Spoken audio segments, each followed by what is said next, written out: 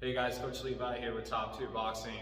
Last video we showed you guys how to stand properly in that boxing stance. Today we're going to learn how to actually throw a proper punch. Now, orthodox fighters, left foot forward, feet just a little bit wider than shoulder width apart, hands up, chin down, and then it's just the opposite for southpaw fighters. Southpaw fighters, right foot forward, elbows tucked, chin down, feet just a little bit wider than shoulder width apart, and then make sure whatever stance you're in that we're not on that tightrope. Draw a line with our heel to heel.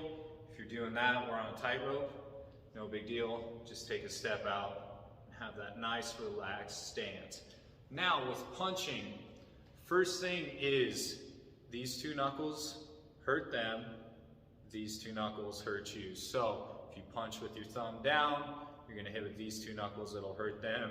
If you punch with your thumb to the sky, you could, boxers, fracture your hand with that pinky and ring finger.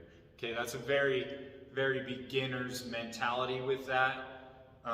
Obviously, as you develop that hand conditioning, you'll see a lot of pros and stuff punch with that thumb to the sky, and that's totally fine. But as a beginner, really be strict with it and try and turn that thumb down on any of your straight punches. Now with hooks, you'll put your thumb to the sky. We'll go over that in the next video here. But today we're just gonna learn the jab and then the cross. So your jab hand, this is gonna be more of a rangefinder, okay? So you're gonna throw a lot more of these than power shots, okay?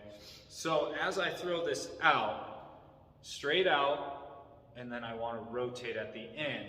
Where I wanna start rotating is as I throw this punch out, that elbow ditch starts to flatten out. As it starts opening, I rotate that thumb down and then I squeeze my hand to make contact at the very end to develop that snapping power, all right? So speed is power. If you guys are really tense and flexed up and trying to punch, it's actually gonna turn into a press. And we want it to be quick and snappy, bringing that hand back to our face. Now with our jabs, I like to take steps personally, whether I'm taking a step forward, okay, or taking a step backward, whatever have you.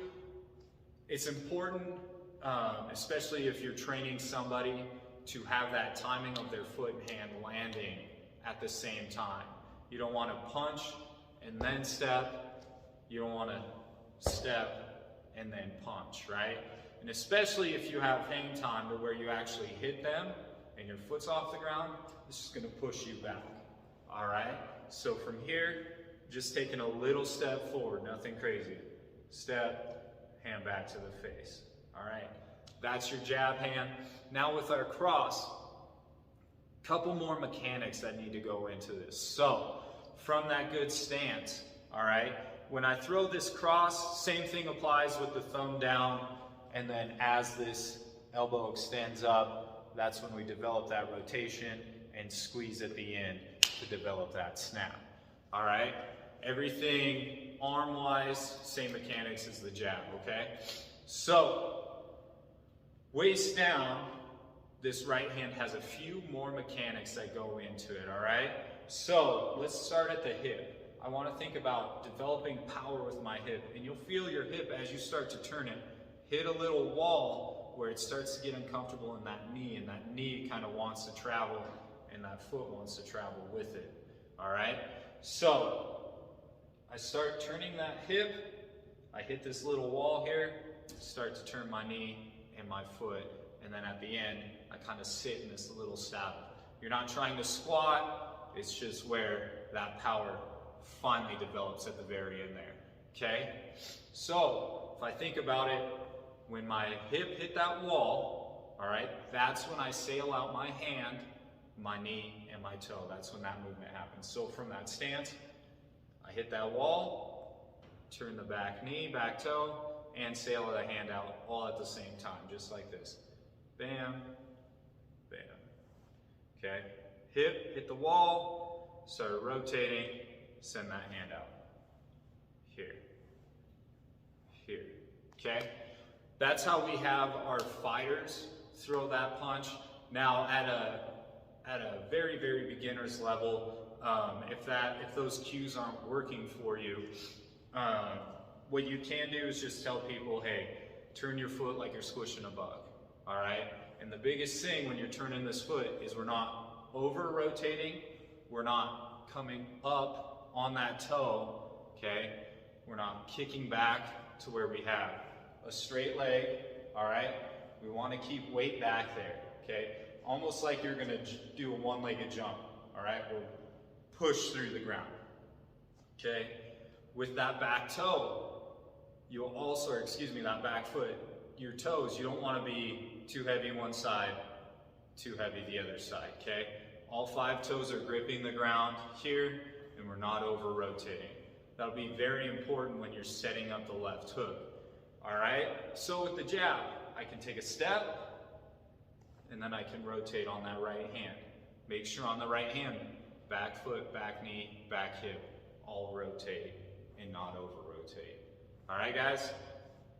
Last thing is making sure that if your client is falling forward, we have to identify what's going wrong. So first thing, where did their eyes go? Whole time you should be identifying that target, looking at it. Like if you're sparring with somebody else, we teach people to stare at the chest, or if you're hitting a heavy bag, find a little dime-sized area on a heavy bag and just stare at it, and that's where your punches should be landing, okay? So, stepping out, eyes on the target, rotate.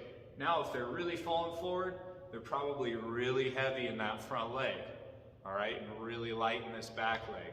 So just make sure the weight is shifted back, not all of it, but a decent amount back into that foot. As they rotate, thinking about squishing a bug, sitting in that saddle a little bit. All right, guys, we'll see you at the next video. Thanks.